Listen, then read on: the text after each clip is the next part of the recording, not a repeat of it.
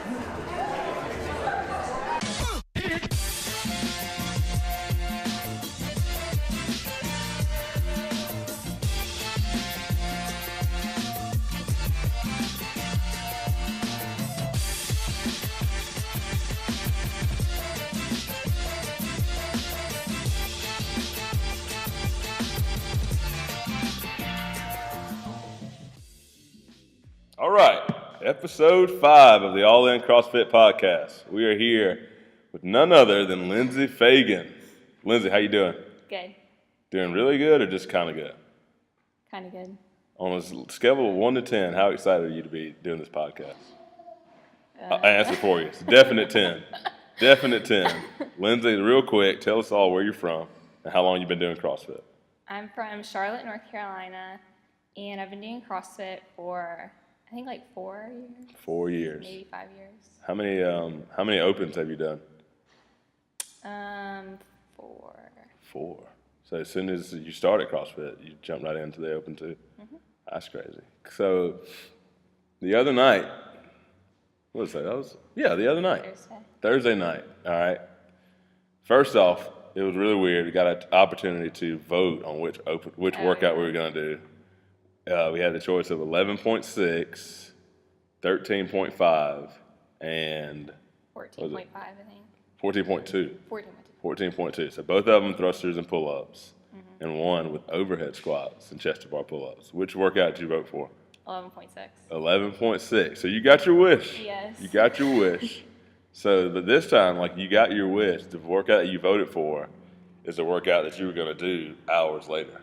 All right? So once you realized that 11.6, the workout that you asked for, was announced, what were the thoughts going through your head, knowing you were about to do it 30 minutes later?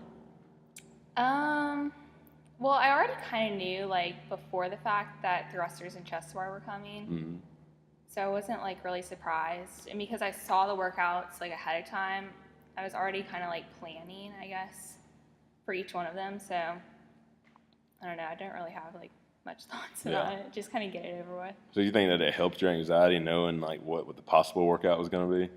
Yeah. As opposed to other times where it's just completely, you're just walking in blind? Mm-hmm. All right, so you knew the workout was, and you were doing it 30 minutes later. How excited were you, if you were excited at all, to be doing the workout on Thursday night?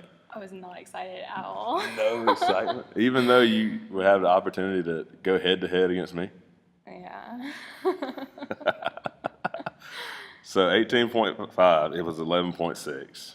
You're doing it Thursday night, and it was just an ascending ladder in 7 minutes, going up by 3 of thrusters and chest to bar. All right, so you knew it's like going to 3 of each, 6 of each, 9 of each, and so on until time was up.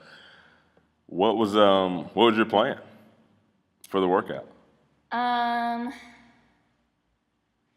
Probably just like keep moving during the whole thing since it was pretty short.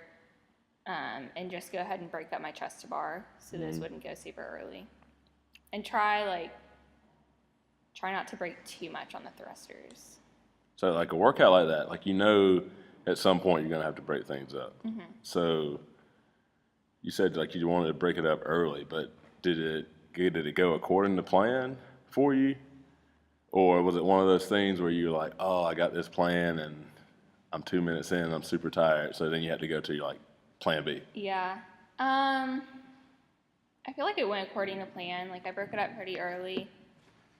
I think during that, like I knew I was going to do it again, so it's kind of just like feel out the workout, like nothing too serious. And then after the fact, I kind of realized that I wanted to break up my chest to bar more earlier. Yeah. So it's just really good to have a plan and then go into plan B. Yeah. Right. Is that how you do most workouts? Yeah, I guess. Yeah. Everybody has a plan until they get punched in the mouth. Yeah. Free burpees for anyone who knows who said that quote. But so that was 18.5. Were you happy with the outcome? Were you happy with your score at the end? Yeah. You think you could have done any better with a different strategy? No. Gave it your best shot? Yeah. And that was it. So with that workout being open, that was the last workout.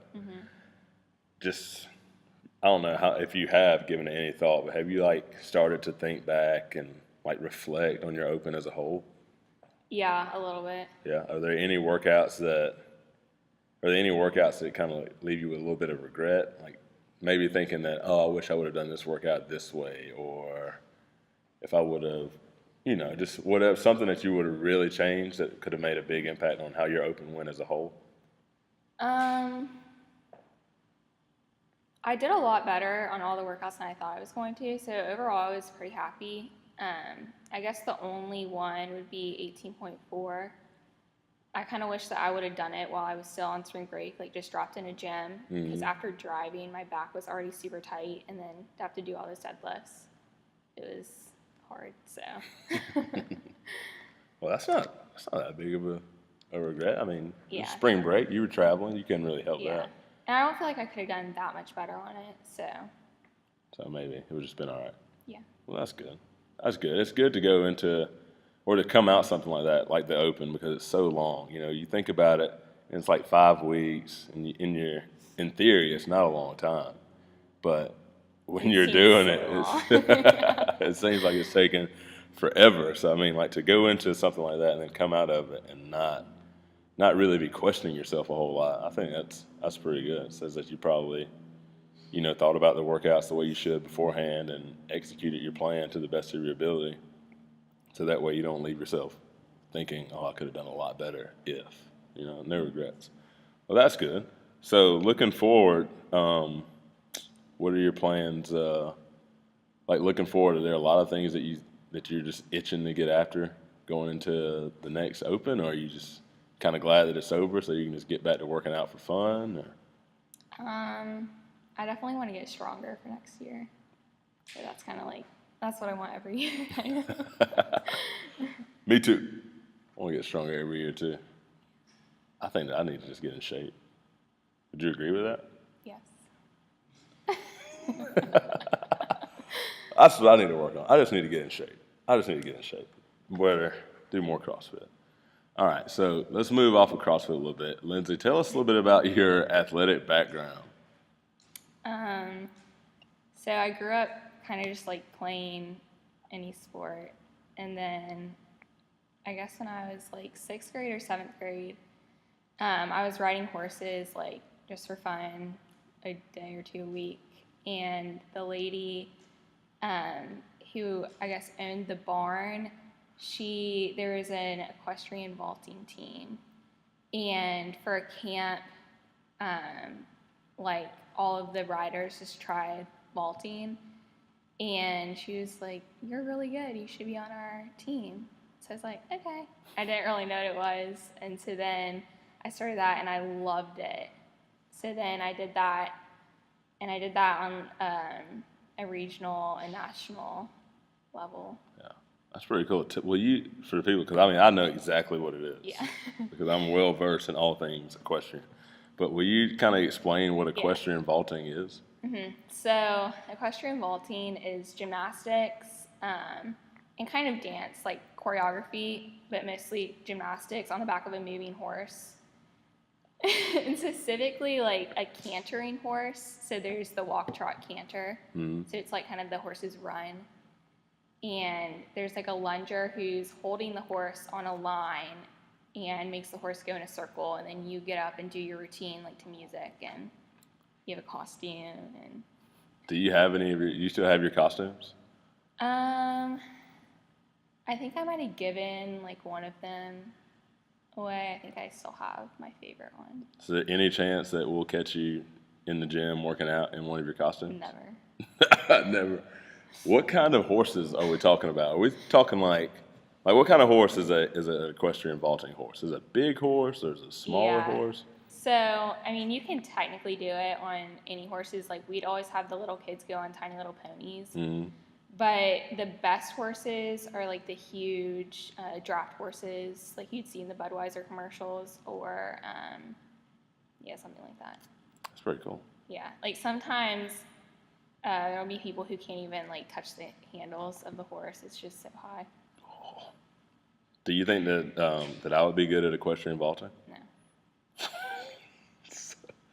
Not even a little bit? No. You sound pretty confident. Like horses. That's true.